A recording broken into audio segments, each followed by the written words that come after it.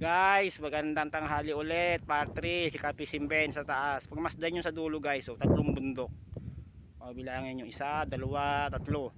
Yun yung isa, nag-iisa rin bundok ko. O, diba?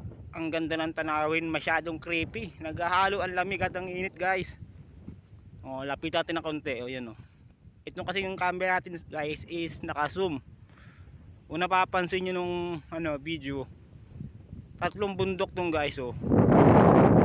Ayan o, tatlong bundok. Bilangin nyo, isa, dalawa, tatlo. Plus meron pang nagmumukod tang isang bundok. Parang bulkal no. Itong pababa nito, palusungan to guys. Pababa na to ng papuntang bayan. Mahaba to guys. Haba, ayan o. Tapos kung tanawin nyo guys, mahaba yan. Puro bundok na yan dyan o. O, diba guys, bundok.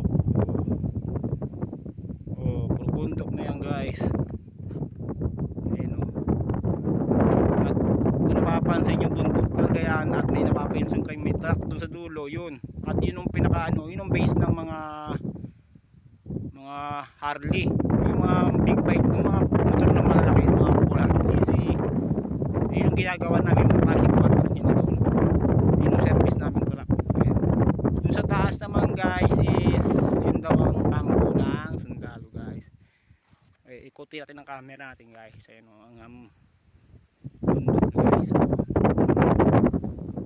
Diba? Oh. Yun naman ang bayan na guys. Ayun o, yung bayan. Yun ang bayan. Namamutitong guys.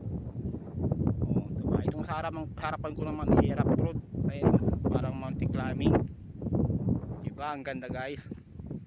Oh, Kapisimben, nasa Pangasinan. Nagtatrabaho ka na para ka pa namasyal. Diba? Boom, panis. Oh, diba? At naghanap si Kapisimben na magandang signal, wala naman guys. Oh, balik tayo dun sa bundok ulit guys. Oh, diba? Ang ganda oh.